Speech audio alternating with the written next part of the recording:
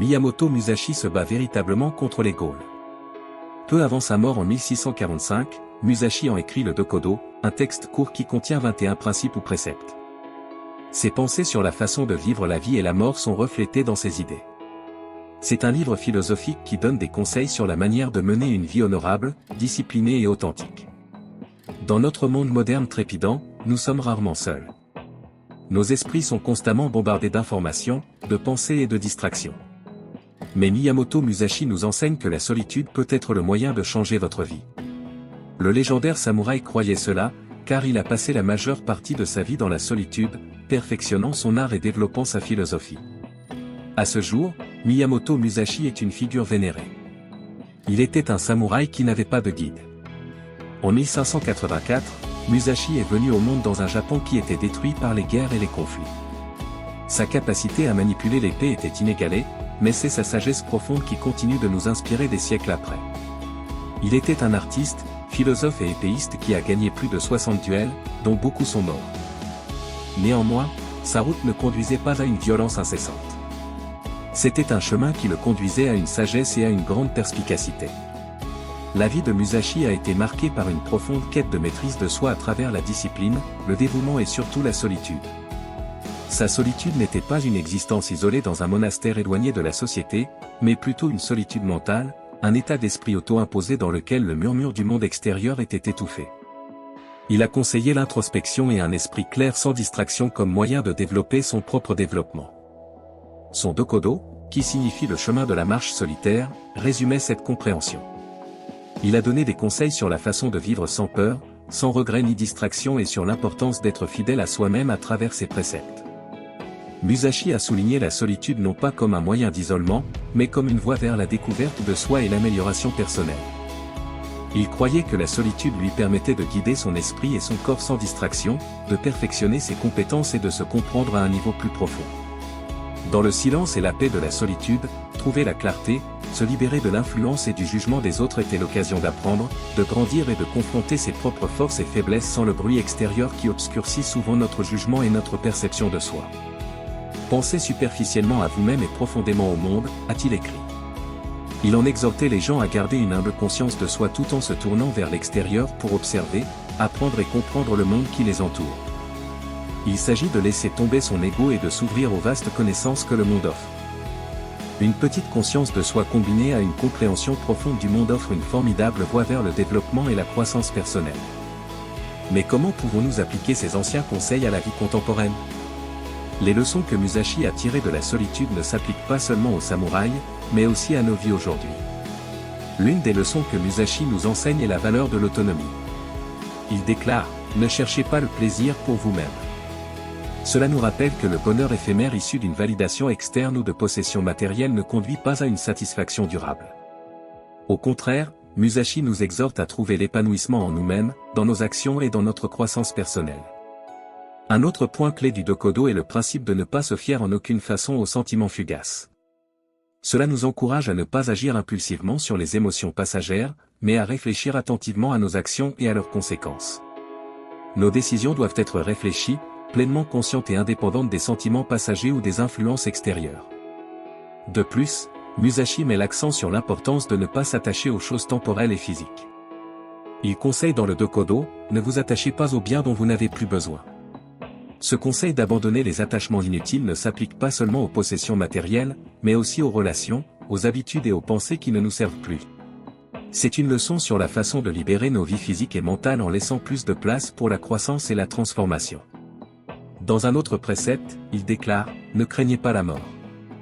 Ce n'est pas une invitation à l'insouciance, mais un encouragement à vivre pleinement et sans peur, en sachant que la mort fait partie de la vie. C'est une invitation à vivre chaque jour comme si c'était le dernier, à valoriser chaque instant et à saisir les opportunités qui se présentent. Enfin, il nous encourage à éviter le désir tout au long de notre vie. Cela nous enseigne comment éviter la soif constante de plus, qui entraîne souvent l'insatisfaction et le malheur. Il s'agit d'apprendre à apprécier ce que l'on a tout en continuant à s'efforcer de s'améliorer. Ce sont seulement quelques-uns des principes que Musashi a laissés pour nous dans son Dokodo. Ils nous fournissent une carte pour naviguer dans la vie, mettant en avant l'importance de l'introspection, de l'autonomie, de la prise de décision réfléchie et de l'abandon du superflu. Le monde d'aujourd'hui est très différent de l'époque de Musashi.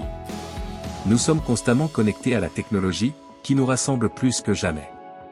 Mais, comme l'a souligné Musashi, la solitude est inestimable pour la croissance personnelle et la conscience de soi. Alors, comment pouvons-nous mettre en œuvre les enseignements de Musashi sur la solitude dans notre monde interconnecté? Tout d'abord, nous pouvons pratiquer la solitude en réservant régulièrement du temps loin de l'agitation de la vie quotidienne. Cela peut se faire à travers des moments quotidiens de silence et de solitude, que ce soit par la méditation, des promenades dans la nature, ou simplement en restant tranquillement dans sa chambre. Pendant ces moments, permettez-vous de penser, de réfléchir et d'être simplement. Deuxièmement, réfléchissez à la désintoxication numérique. Créer des moments spécifiques chaque jour pour vous déconnecter de vos appareils vous donne le temps dont vous avez besoin pour vous introspecter et trouver la paix intérieure. C'est une façon d'affirmer notre indépendance face aux demandes d'attention incessantes et de créer un espace pour la solitude. Troisièmement, la solitude ne se limite pas simplement à la séparation physique. Cela implique également de séparer les émotions et les pensées. Cela implique de mettre fin aux besoins d'approbation, à la volonté de se comparer aux autres et à la volonté de se conformer. Il s'agit d'apprendre à rester fidèle à nos croyances et nos choix, même s'ils sont en désaccord avec la majorité. Enfin, faites de la solitude une priorité. Traitez-la comme un élément essentiel de votre routine de soins personnels, quelque chose de non négociable. Ne la voyez pas comme un luxe, mais comme une nécessité pour la croissance personnelle et la conscience de soi.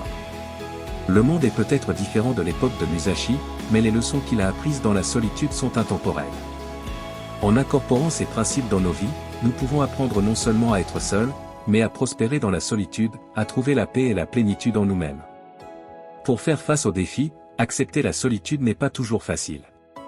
Cela va souvent à l'encontre de nos instincts de connexion et d'interaction sociale. Nous pouvons même craindre la solitude en l'associant à l'isolement ou à l'abandon. Premièrement, il est essentiel de distinguer la solitude de l'isolement. L'isolement est un état de détresse émotionnelle, un sentiment d'être socialement isolé ou déconnecté. C'est un état indésirable, un sentiment de déconnexion. La solitude, en revanche, c'est être seul sans se sentir seul. C'est un état de connexion positif et constructif avec soi-même. Deuxièmement, comprenez que la solitude n'est pas un concept de tout ou rien. Il n'est pas nécessaire de se retirer dans une grotte ou de vivre en ermite pour en faire l'expérience. Il s'agit plutôt de trouver un équilibre en incorporant des périodes de calme et d'introspection dans votre vie quotidienne. Troisièmement, il est important de se rappeler que la solitude nécessite une intentionnalité. Il s'agit d'un acte délibéré et conscient. Il est important de consacrer du temps à soi-même, à ses pensées et à ses réflexions. Finalement, acceptez l'inconfort qui peut suivre la solitude. Ce sentiment peut être un signe de croissance, une indication que vous vous battez contre vos limites, vous éloignez de votre zone de confort et vous vous efforcez de vous dépasser. Musashi a compris les difficultés d'accepter la solitude, mais il a aussi reconnu ses avantages. À travers sa vie et ses leçons, il nous donne une stratégie pour surmonter ces obstacles et utiliser le pouvoir transformateur de la solitude. Le voyage à travers la vie et les enseignements de Miyamoto Musashi est un puissant rappel de l'importance de la solitude pour la croissance personnelle et la réalisation de soi. Souvent, le chemin vers la maîtrise de soi nécessite de marcher seul. Bien que le voyage soit difficile, il est incontestablement récompensant. Et peut-être découvrirez-vous, comme Musashi, que l'être seul peut vraiment changer votre vie.